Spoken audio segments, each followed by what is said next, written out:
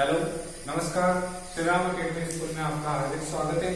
आज संघर्षकालीन भारत कल अपना शुरू हो चुका था। आज उसका अगला पार्ट अपन पढ़ेंगे। संघर्षकालीन भारत का जो अगला हिस्सा है, हम गुलाम वंश को पढ़ रहे थे और गुलाम वंश के बारे में अपन ने पढ़ लिया था पहले थोड़ा बहुत। पहला पार्ट अपना स्वर्णिम भारत खत्म हो चुका है। पुराने वीडियो सारे देख सकते हो, सभी में स्वर्णिम भारत को स्टेप बाय स्टेप पूरा कहीं से पूरा चैप्टर नहीं छोड़ा है। केवल शक, कुषाण और हुण जो प्रजातियां थी उनको भले ही हमने छोड़ा है क्योंकि उनसे रिलेटेड कुछ नहीं होता है, इसलिए बाकी उसको भी अपन पढ़ाएंगे जब अपन फ्री टाइम रहेगा। अभी अपन स्टार्टिंग कर रहे हैं। आगे दूसरा अध्याय अपना शुरू हो चुका है, संघर्षकालीन भारत। संघर्षकालीन भारत को अपने 1206 ईस्वी से लगाकर 1757 ईस्वी तक संघर्षकालीन भारत नाम रखा है इसका। ठीक है, इसमें अपन ने दो सुल्तानों के बारे में पहले पढ़ लिया है, इल्तुतमिश के बारे में और कुतुबुद्दीन ऐबक के बारे में पढ़ चुके हैं, इल्तुतमिश के बारे में। उसके बाद आता है रजिया सुल्तान। पहली ऐसी मुस्लिम शासक थी जो महिला शासक बनी, है ना। पहली महिला ऐसी थी जो मुस्लिम शासक बनी, रजिया सुल्तान। रजिया इल्तुतमिश की पुत्री थी। अब अपन इसके बारे में पढ़ते हैं, क्या रजिया की स्टोरी है। रुकनुद्दीन फिरोज शाह की हत्या। रुकनुद्दीन इल्तुतमिश के दूसरी पत्नी का बेटा था। यह एक अयोग्य शासक था। कहीं इल्तुतमिश ने खुद अपने सिक्कों पर भी और कहीं उसके लिखे हुए कुछ जगह हैं उसमें इल्तुतमिश ने खुद ने कहा है कि मेरे पुत्र शासन के योग्य नहीं है। उस बात को लेते हुए कहीं ना कहीं उसने रजिया सुल्तान का नाम कई सिक्कों पर मुद्रित करवा दिया था कि आगे चलकर ये रजिया सुल्तान मेरे राज्यकाल, मेरे शासन को संभालेगी। और रजिया सुल्तान को भी बड़ा शौक था सत्ता को संभालने का। पिता के समय से ही वो सत्ता में शौकीन हो गई थी। हर चीज का एक शौक होता है। अगर आपको शौक है तो वो आपके अंदर जिस किसी चीज में आपको शौक या किसी चीज में इंटरेस्ट है तो 101% आप उस चीज को बेस्ट से बेस्ट करोगे। तो रजिया सुल्तान ने भी ये साबित कर दिया था कि वो भी अच्छे शासक बने।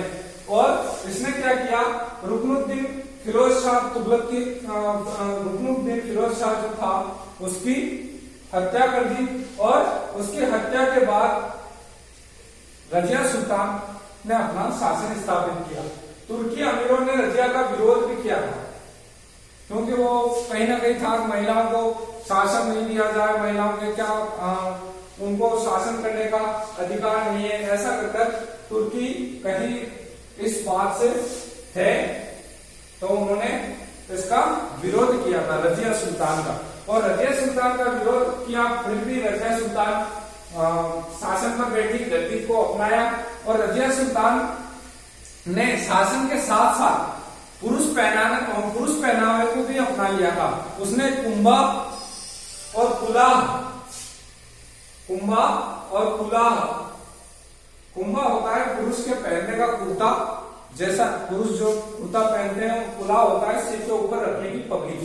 ये दो वेशभूषा उसने पहन ली थी और पर्दा प्रथा को उसने छोड़ दिया था। पर्दे को छोड़कर कुंभा और कुलाह को अपना लिया था क्योंकि एक शासक राजा को सारे कर्तव्य निभाने रहते हैं, उसी कारण से इसने ये वेशभूषा धारण की। उसके बाद मलिक जलालुद्दीन याकूत को इसने अमीर अकबर बनवाया था। इसका जो प्रश्न आता है, मलिक जलालुद्दीन याकूत को रजिया सुल्तान ने कौन सा पद दिया था, तो उसको पद दिया था अमीर अकूर का। अमीर अकूर का मतलब होता है अश्वशाला का प्रधान। इसको अश्वशाला का प्रधान बनाया गया था। और कहीं इनको पुरानी कहानियों में भी कहा, इनकी जो इतिहास है उस इतिहास में भी कहा गया है कि कहीं ना कहीं रजिया सुल्तान से इसका कोई प्रेम संबंध था। तो वो बड़ी ज्यादा हिस्ट्री है उसके अंदर, तो उसका अपने को ध्यान नहीं देना है। अपने को इतना सा ध्यान रखना है कि मलिक जलालुद्दीन याकूत को रजिया ने अमीर अकबर की उपाधि प्रदान की थी, का पद दिया था, जो कि अश्वशाला के अधीन आता है। उसके बाद जो मैंने कहा ना कि इन दोनों के बीच में प्रेम संबंध था, और उसी स्टोरी में आगे पता चलता है कि उसका प्रेम संबंध के बारे में अल्तुनिया को पता चल जाता है। अल्तुनिया एक शासक था, उसको इसके प्रेम के बारे में पता चल जाता है, तो कहीं ना कहीं विद्रोह खड़ा कर देता है। और अल्तुनिया इस विद्रोह में इन दोनों को, इसको मलिक जलालुद्दीन याकूब को मारकर इसको बंदी बना लेता है, रजिया सुल्तान को, और बंदी बनाकर अपने यहाँ ले आता है। और बंदी बनाने के बाद रजिया सुल्तान मरने के खौफ से कहीं अल्तुनिया उसे मार न दे, इसके कारण से उसने विवाह के लिए हाँ कर दी, अल्तुनिया से विवाह कर लिया। ऐसा इनकी कहानियों में बताया गया है। इतिहास की कहानियों में कई लोग इसे सही मानते हैं, कई लोग इसे गलत मानते हैं। अपन इसका कुछ कह नहीं सकते, कहानियां हैं, कहानियां कुछ भी बता सकती है। 1240 ईस्वी में दोनों को मार दिया गया, अल्तुनिया और रजिया सुल्तान को 1240 ईस्वी में इन दोनों को मार दिया गया। उसके बाद 1240 से 1242 ईस्वी तक बहराम शाह शासक रहा। 1242 से 1246 तक मसूद शाह शासक रहा। और उसके बाद आता है नसीरुद्दीन मोहम्मद। ये बलबन का जो गयासुद्दीन बलबन था, उसका एक मोहरा कह लो, वो था नसीरुद्दीन मोहम्मद। ये जो मैंने नाम बताए हैं, बहराम शाह, मसूद शाह, नसीरुद्दीन मोहम्मद, ये सब अयोग्य शासक थे। इनके पास वो चीजें नहीं थी जो एक राजा के पास हो, यानी कि इनके पास शासन करने का इनको तरीका नहीं था, इसलिए कहीं ना कहीं इन्हें अयोग्य शासक घोषित कर दिया गया। उसके बाद नसीरुद्दीन को भी 1246 से 1265 तक नसीरुद्दीन को मारकर गयासुद्दीन बलबन, जो कि गुलाम वंश का गुलाम था, इसको इल्तुतमिश ने खरीदा था।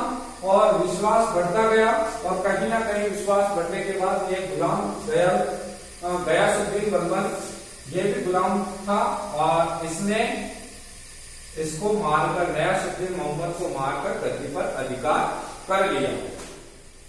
अब पढ़ते अपन गयासुद्दीन बलबन के बारे में, क्योंकि ये अगला शासक बना। गयासुद्दीन बलबन ने 1265 से 1296 ईस्वी तक शासन किया। इसको उलुग खां के नाम से भी जाना जाता है। यह इल्तुतमिश के 40 नामक प्रसिद्ध तुर्की दल, 40 नामक प्रसिद्ध है, 40 नाम से प्रसिद्ध है तुर्की दल, उस तुर्की दल से संबंधित था। कौन था? उलुग खां या गयासुद्दीन बलबन। इसने गयासुद्दीन बलबन ने एक सैन्य विभाग गठित किया था, जिस सैन्य विभाग का नाम था दीवाने आरिज। क्या नाम था? दीवाने आरिज। इसने एक प्रथा भी शुरू करी थी इसके दरबार में। यह खुद को, अपने आप को बहुत बड़ा राजा मानता था। इसने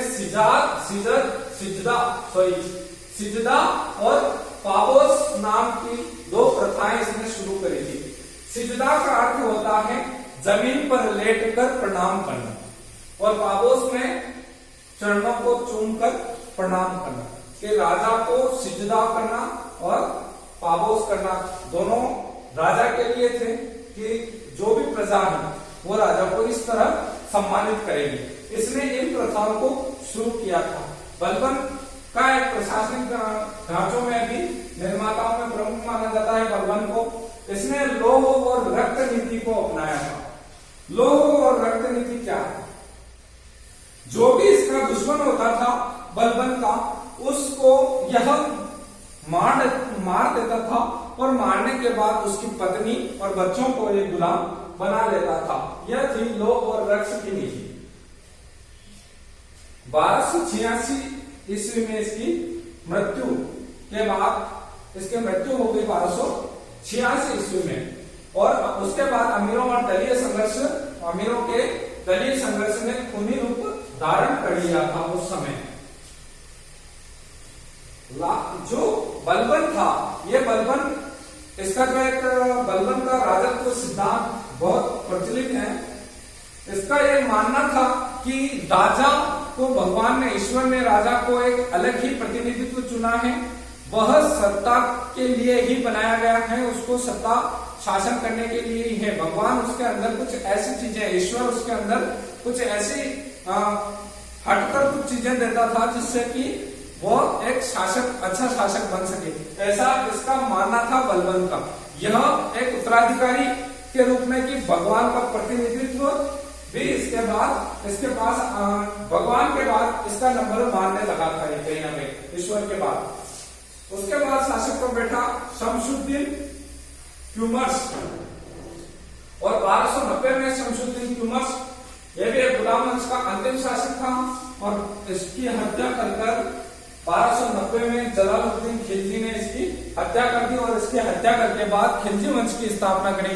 कल अपन वीडियो में पढ़ेंगे खिलजी वंश के बारे में। आज तक के लिए इतना काफी है।